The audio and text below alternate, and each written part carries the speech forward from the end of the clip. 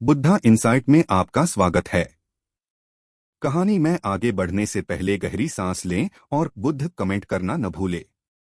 यह एक छोटी क्रिया की तरह लग सकता है, लेकिन यह आपको आंतरिक शांति और शक्ति देने में मदद करता है। एक बार की बात है, एक पहाड़ी की हरी भरी घाटियों में बसे एक गांव में बद्री नाम का एक दयालु किसान रहता था। बद्री को उनके सौम्य स्वभाव और बौद्ध शिक्षाओं के प्रति अटूट प्रतिबद्धता के लिए जाना जाता था, जिसने ध्यान और करुणा के महत्व पर जोर दिया था।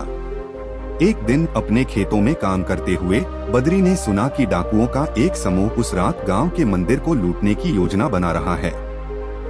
हैरान और चिंतित बद्री जानता था कि उसे मंदिर और उसमें रखी कीमती कलाकृतियों की रक्षा के लिए कुछ करना होगा। जैसे ही रात हुई और डाकू मंदिर में पहुंचे, बद्री मंदिर के मैदान में घुस गया और छाया में छिप गया, चुपचाप उनकी हरकतों को देखता रहा। उसने देखा कि डाकुओं ने मंदिर में प्रवेश किया, मंदिर के भिक्षुओं को धमकाया और बहुमूल्य खजाने की मांग की। डर के बावजूद बद्री को अपने बौद्ध गुरु की शिक्षा याद आई, जिन्होंने हमेशा अहिंसा और ध्यान के महत्व पर जोर दिया था। उन्होंने शांतिपूर्ण समाधान खोजने की उम्मीद में चुप रहने और निरीक्षण करने का फैसला किया। जैसे ही डाकुओं ने मंदिर में तोड़फोड़ की, बद्री ने एक कोने में एक छोटा मंदिर देखा, जो सोने की बुद्ध की मूर्ति से सुशोभित था। डाकुओं के नेता कीमती मूर्ति के लिए आकर्षित उसकी आंखों में लालच के साथ उसके पास पहुंचे। जैसे ही डाकुओं के नेता मूर्ति को पकड़ने के लिए आगे बढ़ा, बद्री छाया से बाहर निकला और शांत और संयमित स्वर में बोला, रुको। यह मूर्ति पवित्र है और महान आध्यात्मिक महत्व रखती है। इसे अपवित्र या चोरी करने के लिए नहीं बनाया गया है। बद्री की अप्रत्याशित उपस्थिति और प्रभावशाली लहजे से डाकुओं के नेता अचंभित रह गया।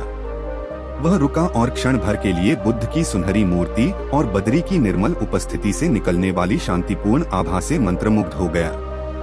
बद्री ने बोलना जारी रखा, बौद्ध धर्म की शिक्षाओं और ध्यान, करुणा और सभी प्राणियों और वस्तुओं की पवित्रता का सम्मान करने के महत्व को उनको समझाएं।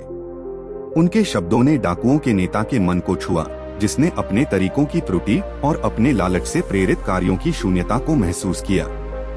बद्री की बुद्धिमत्ता और करुणा से प्रभावित होकर डाकुओं के नेता ने अपना हथियार गिरा दिया और सोने की बुद्ध प्रतिमा के सामने झुककर क्षमा मांगी।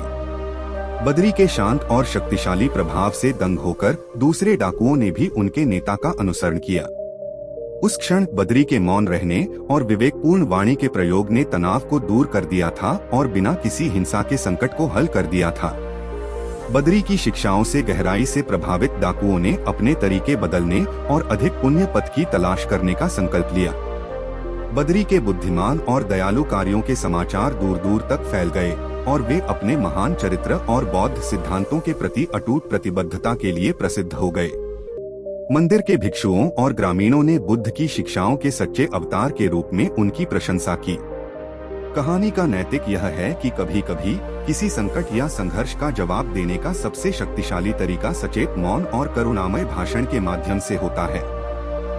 बद्री की कहानी हमें अपने शब्दों और कार्यों के प्रति सचेत रहने के महत्व की याद दिलाती है और कैसे अहिंसा, करुणा और सचेतनता के गुण सबसे चुनौतीपूर्ण स्थितियों को भी विकास और सदाचार के अवसरों में बदल सकते हैं।